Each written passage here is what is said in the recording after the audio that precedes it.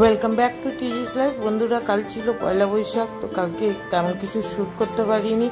সকাল সকালই রেডি হয়ে গেছিলাম, আর এদিকে ভাই তখনও বিছানায় শুয়েছিল, ও ফোন নিয়ে গেম খেলছিল যথারীতি।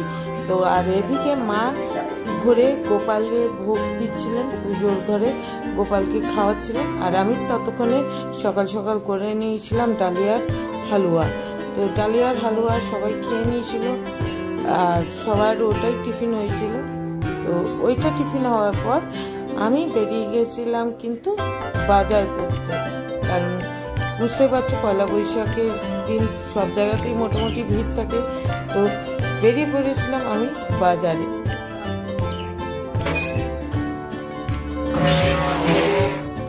তো বাজার থেকে নিয়ে এসেছিলাম অল্প করে চিকেন আর মায়ের জন্য মাছ, আর এগুলো ফ্রেশ পরিষ্কার করে নিয়ে আমিও ফ্রেশ হয়ে ভাত বসিয়ে নিয়েছিলাম। ভাতও হয়ে গেছিলো, আর ততক্ষণে সময়ও অনেকটা পেরিয়ে গেছিলো, দুপুর অনেক হয়েছিল।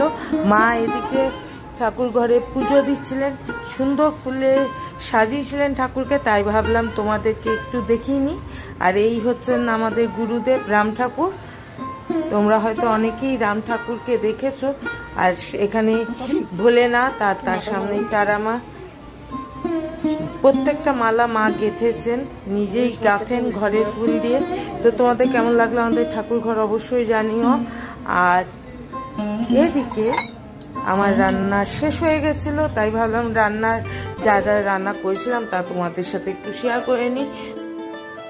এই হচ্ছে সব রান্না, খুব হালকার মধ্যেই রান্না করা হয়েছিল। উচ্ছে কুমড়ো ভাজা, চিকেন, মাছের ঝোল, ঝিঙে পেঁয়াজের ভাজা, আর আমের চাটনি। তো এই হচ্ছে মেনু। দুপুরে খাওয়া দাওয়া শেষ হয়ে গেছিল, আর সন্ধ্যের সময় বাড়ির পাশেই মন্দিরে হচ্ছিল নাম সংকীর্তন।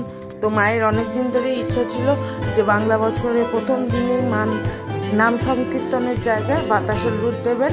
তো সেই ইচ্ছা অনুযায়ী কিনে নিয়ে গেছিলাম বাতাসা মন্দিরে, এবং সেখানে ভক্তগণরা নিজেরা নাম সংকীর্তন করছিলেন।